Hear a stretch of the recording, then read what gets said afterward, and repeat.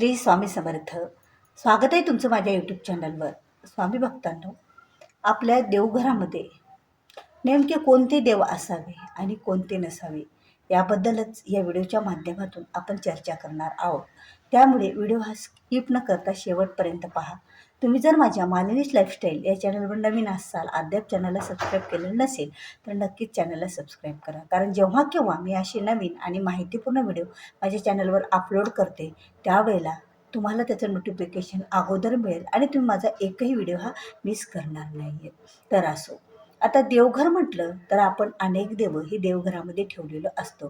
पण शास्त्रानुसार देवघरामध्ये किती देव असावे, कोणते देव असावे याबद्दलची चर्चा आपण या व्हिडिओच्या माध्यमातून करणार आहोत. जर आपल्याकडून चुकूनही एखादे जास्तीचे देव देवघरामध्ये जे नसतात ते देव ठेवण्यात आले किंवा एक देव डबल ठेवण्यात आला तर याचीसुद्धा आपल्याला चुका ह्या त्याचे काही आपल्याला त्याचे परिणाम भोगावे लागतात. असं नाही की देव आपल्याला पाप देतं, पण त्याचे जे परिणाम पडत असतात शास्त्रानुसार ते मात्र नक्कीच आपल्याला त्याचे परिणाम भोगावे लागत असतात. पण आपल्याला कळत नाही, समजत नाही की मग काही गोष्टी का होत नाहीत, काही गोष्टीला विलंब का लागतो, घरामध्ये का व्यवस्थित आपली कामं होत नाहीत. मग देवघरात देव आहे, देवांची दररोज पूजा होती, पण तरीही देव आपल्याला का प्रसन्न होत नाही याबद्दलची चर्चा आपण या व्हिडिओच्या माध्यमातून करणार आहोत. त्यामुळे व्हिडिओ हा स्किप न करता शेवटपर्यंत पहा आणि तुम्ही जर माझ्या चॅनलवर नवीन असाल तर चॅनलला सबस्क्राईब करा. तर आता बघा, देवघर आहे. आता देवघर असं असतं ठिकाण की या देवघरावर आपलं सर्व घर अवलंबून असतं. देवघर हे पवित्र ठिकाण असते. देवघर हे कधीही ईशान्य कोपऱ्याला असावं. ईशान्य कोपरा तुमचा देवघरातला ईशान्य दिशा रिकामी नसेल तो कोपरा, तर तुम्ही पूर्वेकडून सुद्धा देवघर ठेवू शकता. फक्त देवघराचं तोंड हे पश्चिमेकडे असावं आणि आपलं तोंड पूजा करताना हे पूर्वेकडे असावं, उगवत्या दिशेला. एवढं आपल्याला अगोदर लक्षात घ्यायचं आहे, कारण दिशासुद्धा खूप महत्त्वाची आहे.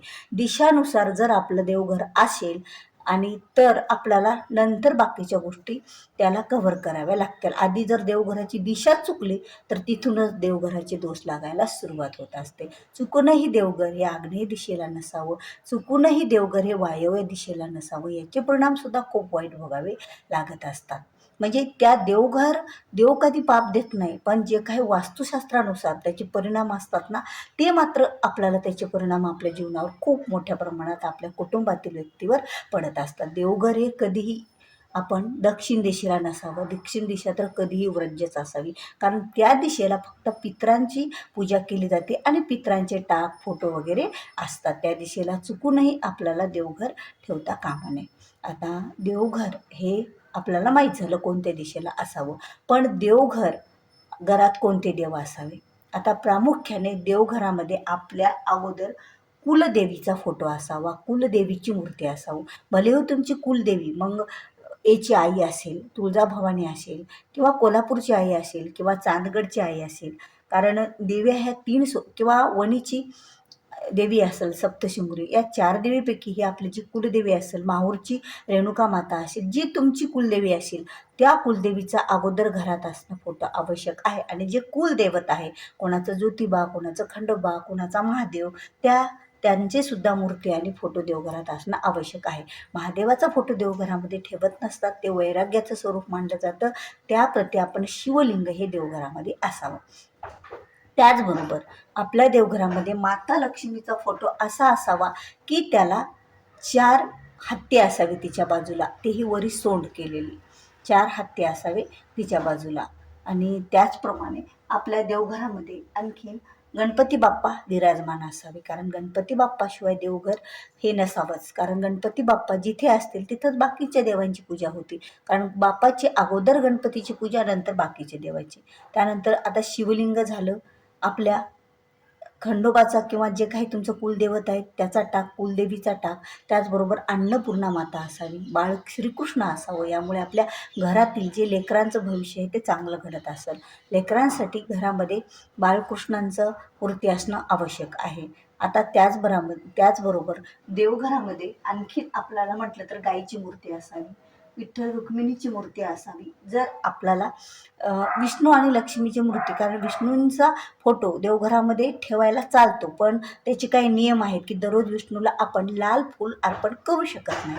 म्हणून विष्णूंचा फोटोवर जे करावा किंवा ठेवत असाल तर त्या काही गोष्टी आणि ते काही नियम पाळावे.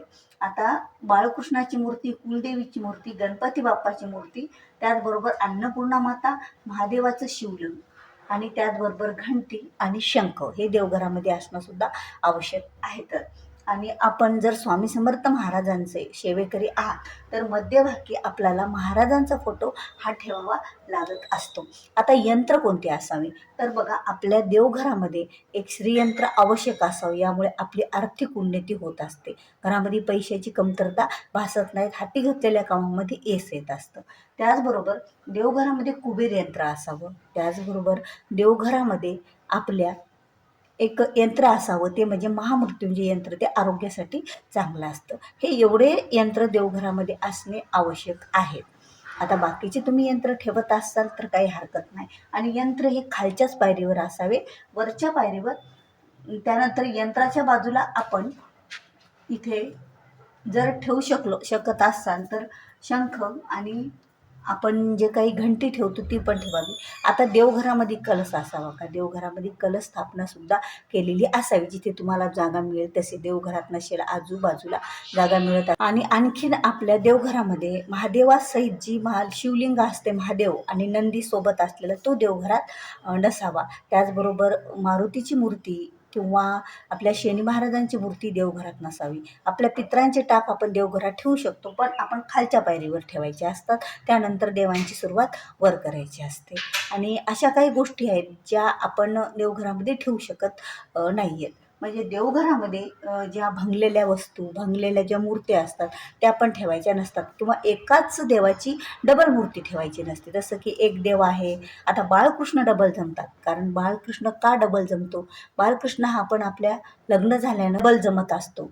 तसा सासूचा बाळकृष्ण असतो देवघरामध्ये, सुरेचा बाळकृष्ण असतो. त्यामुळे जेवढ्या बायका आल्या आपल्या घरामध्ये, स्त्रिया, लग्न विवाहित स्त्रिया होऊन, तर त्यांचे बाळकृष्ण जेव्हा तुम्ही केव्हा वेगळे निघसाल त्यावेळेला तुमच्या आपापल्या देवघरामध्ये ते बालकृष्ण आपण नेऊ शकतो. एकच असाव्या, दोन नसल्या तर गरज नाही. आता कुलदेवीची फोटोही आहे आणि मूर्तीही चालते. जसं की माता लक्ष्मीची फोटो, मूर्ती पण चालते. असं काही नाही, फक्त 3-3 ह्या गोष्टी नसायला हव्यात. तर अशा प्रकारे आपल्या देवघराची रचना असायला हवी. तर व्हिडिओ आवडला असेल तर लाईक करा, शेअर करा.